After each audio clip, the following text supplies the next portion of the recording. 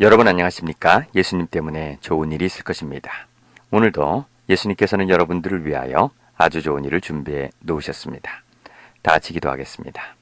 하늘에 계신 아버지, 주님의 은혜를 감사드립니다. 오늘 성경을 펼치기 전에 주님을 우리의 안에 모시길 원합니다.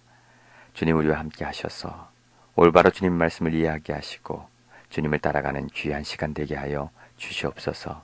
사랑이신 예수님의 이름으로 기도드립니다. 아멘. 이렇게 방송을 하는 사람은 좀 감기에 안 걸려야 되는데 감기에 걸렸어요. 그래서 목소리가 조금 이상해도 이해해 주시기 바랍니다. 자, 우리는 지금 로마서 1장 18절에 있는 말씀을 좀 보면서 이제 1장을 마무리하도록 하겠습니다. 하나님의 진노가 불의로 진리를 막는 사람들의 모든 경건치 않음과 불의에 대하여 하늘로 쫓아 나타나나니. 여기에 하나님의 진노가 나타나는데 그 진노가 불의를 쫓아 진리를 막는 사람들. 도대체 불의를 가지고 진리를 막는 사람들은 어떤 사람일까요? 그래서 우리가 생각하기를 불의는 잘못된 의, 그래서 죄라고 생각합니다. 물론 그것은 죄입니다. 그런데 그 죄의 모습이 어떻게 나타나는 죄일까요? 살인을 저지르고 도둑질을 하고 사기를 치고 이런 불의를 이야기할까요? 우리의 진리를 막는 그 불의는 도대체 어떤 불의를 이야기합니까? 저는 어제 여러분들에게 우리에게 나타날 수 있는 것이 죄와 인간의 의와 하나님의 의라고 말씀을 드렸어요. 죄는 물론 죄이기 때문에 이것을 우리가 이것에 시험받지는 않거든요. 죽이고 부시고 이러는 것이 의라고 정의하진 않습니다. 그런데 우리가 헷갈리는 부분이 있어요. 나에게서 나오는 의와 하나님에게서 나오는 의, 내가 하는 의, 즉 이것을 우리는 율법주의라고 이야기합니다. 내가 무엇인가 율법을 지키고 힘들게 해서 정말 내 의를 나타내는 것, 즉 바리새인들이 그런 일을 했죠. 죽어도 새벽 기도를 나가야 되고 분에 넘치게 헌신을 하고 이런 외부적으로 나타나는 의, 이런 것은 인간의 의일 가능성이 많고요. 그러나 하나님께서 우리에게 주신 하나님의 능력으로 나타나는 의, 이것은 정말 우리에게 큰 변화를 갖고 올 수 있는 그런 의의 모습인데요. 그러면요, 이런 우리가 헷갈리는 부분에 있어서 도대체 이것이 나에게서 나타나는 의인가 혹은 하나님께서 우리에게 주신 그런 의인가, 이것을 좀 분별하는 그런 능력이 있으면 좋겠는데요. 그것을 우리가 정확히 분별한다고 할 수는 없고요. 그것에 대해서 언급한 성경 말씀이 있는데요. 한번 이것을 읽고 한번 생각해 보기를 원합니다. 마태복음 25장 34절로 40절에 있는 말씀을 읽도록 하겠습니다. 그때 임금이 그 오른편에 있는 자들에게 이르되 내 아버지께 복받을 자들이여 나와 창세로부터 너희를 위하여 예비된 나라를 상속하라. 내가 줄일 때에 너희가 먹을 것을 주었고 목마를 때에 마시게 하였고 나그네 되었을 때 영접하였고 벗었을 때 옷을 입혔고 병들었을 때 돌아보았고 옥에 갇혔을 때 와서 보았느니라. 이에 의인들이 대답하여 가로되 주여 우리가 어느 때에 주의 줄이는 걸 보고 공개하였으며 목마르신 것을 보고 마시게 하셨나이까? 어느 때에 나그네 되신 것을 보고 영접하였으며 벗은 것을 보고 옷을 입혔나이까?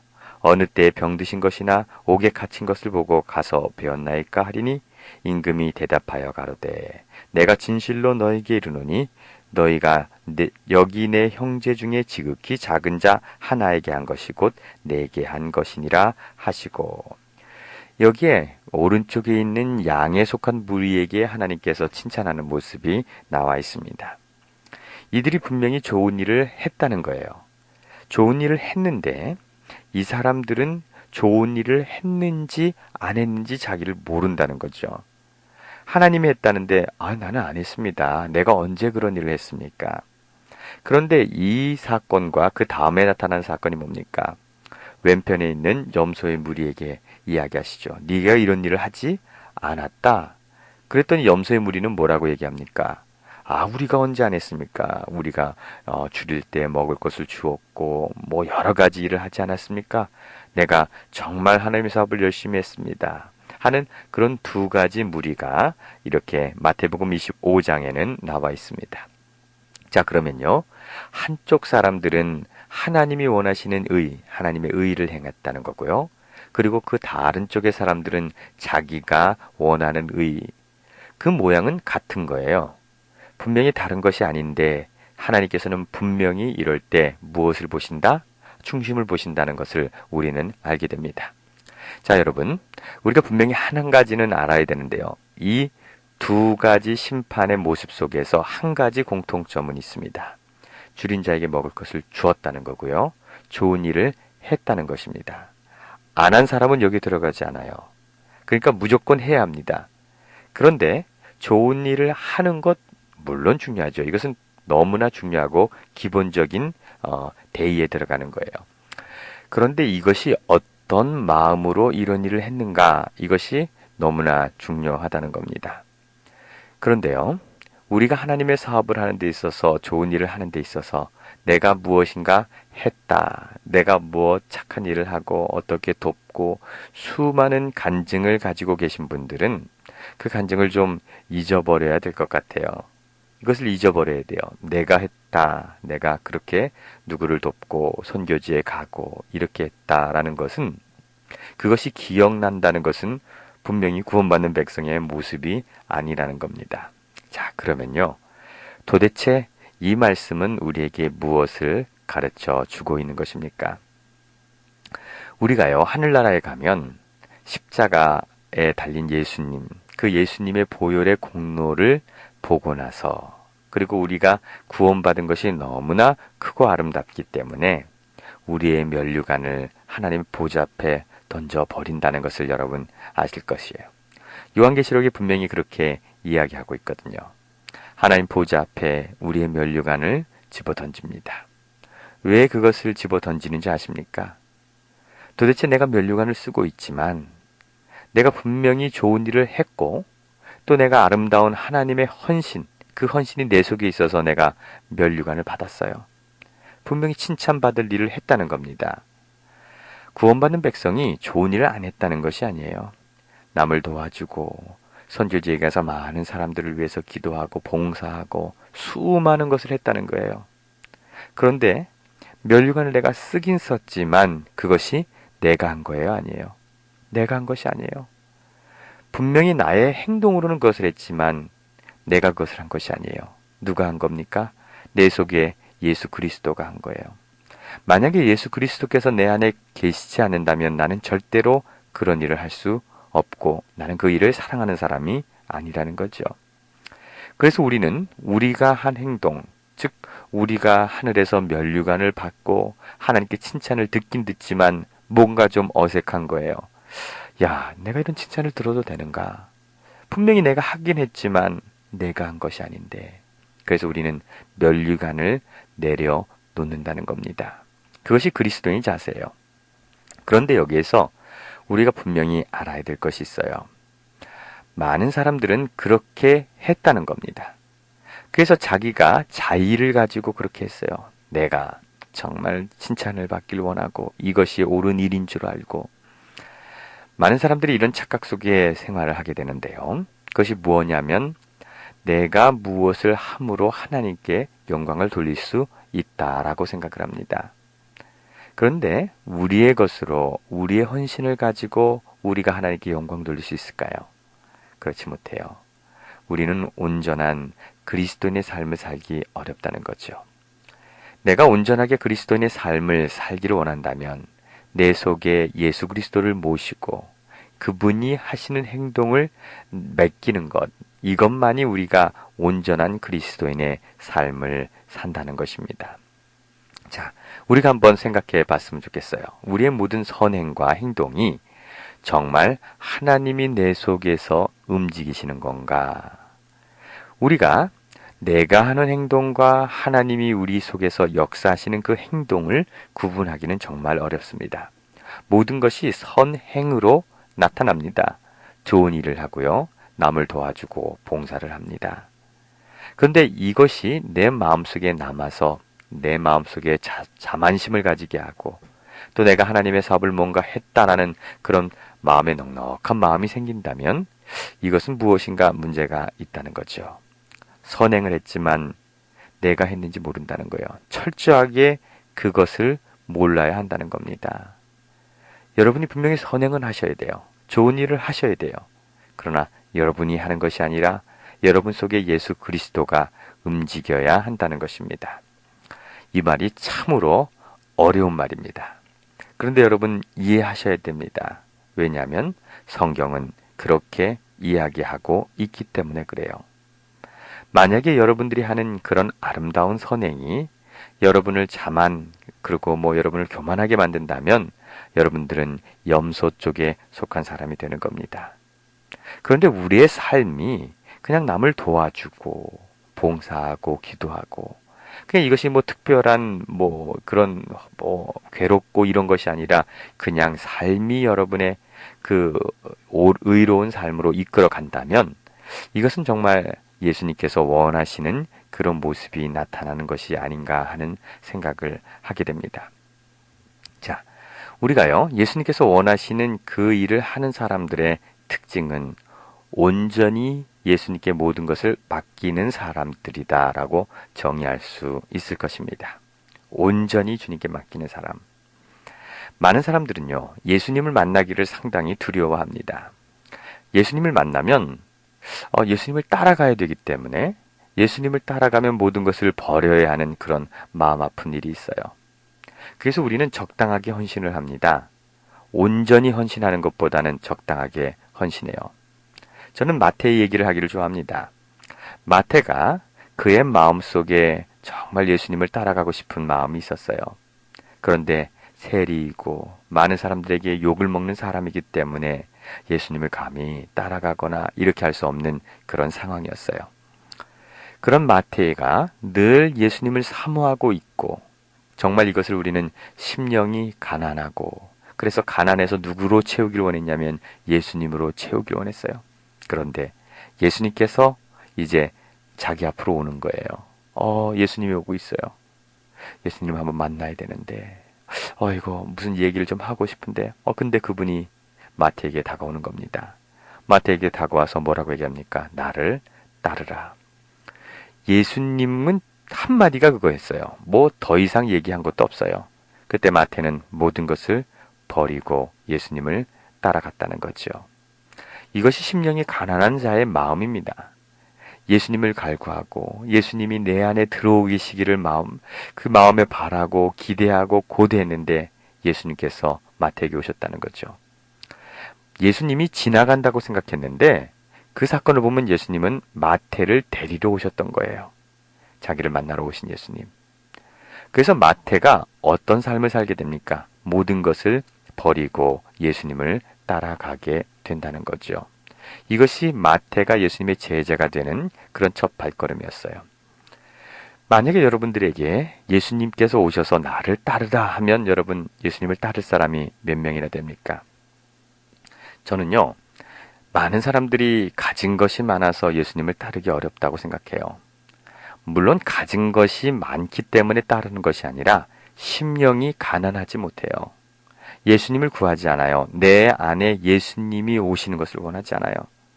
그래서요, 예수님이 나에게 오셔서 모든 것을 버리고 따라오라라고 할까봐 많은 사람들은 알아서 자진 납세를 합니다.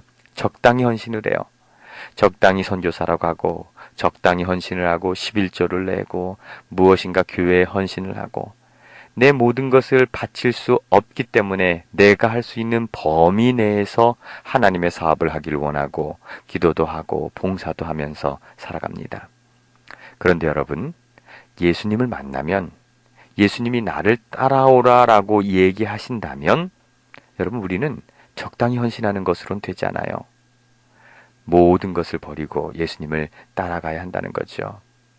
마음이 가난해서 예수님을 내 안에 모시기를 원한 자, 예수님이 부르실 때 그렇게 따라갈 수 있어야 하는데 우리는 행여나 예수님이 나를 부를까봐 모든 것을 버리라고 할까봐 여러분 예수님이 여러분을 당장 따라오라고 그러면 여러분 따라가기 쉽겠습니까? 여러분 정말 어렵습니다. 왜냐하면 가진 것이 많아요. 가족이 있고 집이 있고 좋은 차가 있고 많은 것을 우리가 가지고 있기 때문에 예수님이 나를 따라오라라고 하면 따라가기 어렵다는 거죠. 이것이 그리스도인의 삶이라는 겁니다. 우리는 하나님을 사랑하고 그래서 적당히 내 의를 가지고 내 것을 가지고 하나님의 사업을 함으로 내가 하나님께 헌신했다라고 생각하는 거예요. 그것이 무엇이냐면은 불의를 가지고 진리를 막는 겁니다. 만약에 여러분들이 진리가 있다면 그것을 두려워하지 않을 거예요. 자, 한번 이렇게 보시기 바랍니다. 죄인이 막 살인하고 뭐 잘못하는 사람들, 막 정말 사기치고 이러는 사람들은 자기가 죄인이라는 것을 알죠. 그래서 세리와 창기들은 겉도 그렇고 속도 그런 사람이기 때문에 예수님께 돌아가기가 쉬웠어요. 그들은 마음속에 늘 부담을 갖고 있었죠. 마태도 마찬가지예요. 자기가 아무리 뭐 착한 일을 한다고 그러지만 자기의 직업이 그렇고 자기의 삶이 그러기 때문에 그들은 하나님 앞에 나와서 기도하는 것이 분명했습니다. 뭐 이것을 잘못했어요. 저것을 잘못했어요. 이렇게 이야기하지 않아요. 저희는 죄인입니다. 바리새인과 이 세리가 기도하는 모습 속에서 세리는 정확하게 자기의 위치를 알았다는 거죠. 많이 토색해서 잘못했습니다. 모해서 잘못했습니다. 이렇게 이야기하는 것이 아니라 자기의 근본적인 죄가 문제라는 것을 알고 있어요. 나는 죄인입니다. 어쩔 수 없는 죄인이라고 고백하는데요. 바리새인들은 그렇게 고백하지 않아요. 나는 무엇도 하고 금식도 하고 뭐 이렇게 함으로써 자기가 하는 행동 때문에 자기가 의롭다고 생각하는데요. 이것을 불의라고 이야기하는 것입니다. 이것은 하나님께 나가는 것을 막는 불의예요. 그런데 그 모습 속에는 경건한 모습이 있고 거룩한 모습이 있습니다. 여러분 우리의 생활, 우리의 행동에 여러분 속지 말게 되기를 간절히 바랍니다. 여러분들이 새벽 기도를 하기 때문에 의인이 아니에요. 여러분들이 선한 일을 하기 때문에 의인이 아닙니다. 우리는 모두 다 죄인입니다. 죄인임으로써 우리가 하나님 앞에 나가고 나의 모든 의롭게 생각되는 그런 행동 속에서 벗어나야지만 우리는 올바른 하나님의 그 의의 나라에 들어갈 수 있다는 거죠. 자, 19절에 있는 말씀을 읽겠습니다. 이는 하나님을 알만한 것이 저희 속에 보임이라. 하나님께서 이를 저희에게 보이셨느니라. 우리가 이제 로마서를 계속 읽어나가면요. 하나님께서는 그들에게 보이셨다는 거죠. 올바른 의의가 무엇인지 많은 사람들에게 보이셨다는 거예요. 그것이 이제 뭐 창세로부터 그의 보이지 아니하는 것들, 곧 그의 영원하신 능력과 신성이 그 모든 만물에 분명히 보여 알게 되나니 그러므로 저희가 핑계치 못할지니라. 하나님께서 이 땅을 창조하시고 이 땅을 이끌어 가신다는 것을 분명히 우리에게 보이셨고 우리에게 충분하게 알려주셔서 우리로 핑계치 못한다는 겁니다. 이 말씀은 모든 그리스도인들에게 적용이 되는데요. 우리가 구원받지 못한 그런 이유에 대해서 하나님께서는 핑계할 여지를 두지 않으셨다는 거죠. 뭐 심지어는 하나님을 몰랐던 사람, 예를 들면 이순신 장군, 뭐 이런 사람들도 그들이 하나님께 대한 경외, 올바로 살아야 될 그 일들에 대해서 핑계되지 못할 정도로 하나님께서는 그 하나님의 빛을 보이셨는데요. 그것이 세상 만물, 천연계, 뭐 이런 것을 통해서 우리에게 분명히 말씀하고 계셨다는 거죠. 그런 것을 보면서도 하나님을 인정하지 않고 또 하나님이 원하시는 그 길에 서지 못했다는 것은 전혀 핑계될 일이 아니라는 겁니다. 21절입니다. 하나님을 알되 하나님으로 영화롭게도 아니하며 감사치도 아니하고 오히려 그 생각이 허망하여지며 미련한 마음이 어두워졌으며 스스로 지혜에 따나 우준하게 되며 썩어지지 아니하는 하나님의 영광을 썩어질 사람의 금수와 버러지 형상의 우상으로 바꾸었느니라. 여기에 우리가 중요한 그리스도인의 삶 중에 잘못된 길로 가는 중요한 원인이 있습니다. 이것이 뭐냐면 스스로 지혜 있다 한다. 이것이 문제예요. 우리가 무엇을 안다고 생각하는 것. 이것이 상당히 우리의 신앙에 있어서 문제가 된다는 겁니다. 여러분, 우리가 정말 무엇을 알고 있습니까? 우리가 하나님의 사랑을 알고 우리가 하는 일이 정말 주님이 원하시는 그런 일입니까? 우리가 한번 우리가 살아가는 그 방법에 대해서 생각해 볼 필요가 있습니다. 자, 성경 말씀 누가복음 18장 8절에 있는 말씀을 보겠습니다. 인자가 올 때 세상에서 믿음을 찾아볼 수 있겠느냐? 마태복음 25장 5절입니다. 신랑이 더디 오므로 다 졸며 잘세. 디모데후서 4장 3절로 4절에 있는 말씀입니다. 때가 이르리니 사람이 바른 교훈을 받지 아니하며 귀가 가리워서 자기의 사욕을 쫓아 스승을 많이 두고 또 그 귀를 진리에서 돌이켜 허탄한 이야기를 쫓으리라. 우리는 마지막 시대, 지금 이 시대에 사람들의 현상을 볼 수 있습니다.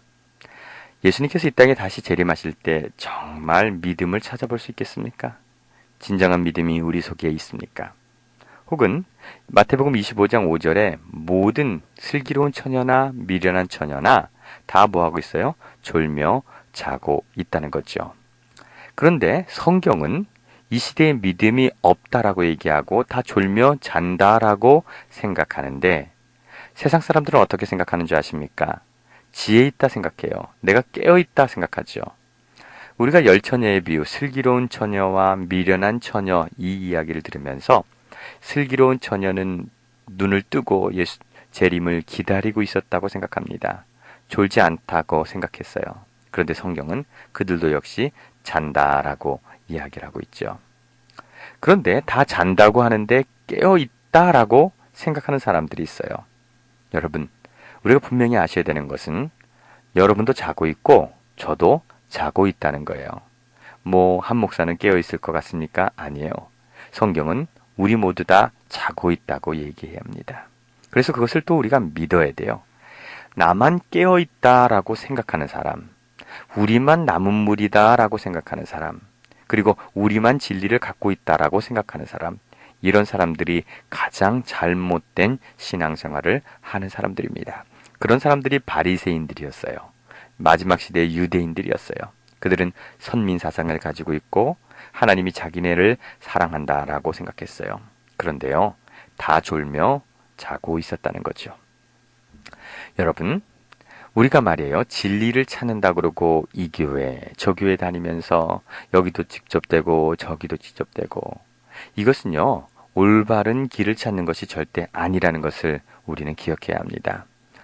물론 하나님의 영이 있고 하나님의 임재가 계신 곳, 그런 곳에 가면 좋겠지만 일단은 지금 성경 말씀에 따라서 모두가 졸며 자고 있다는 거죠.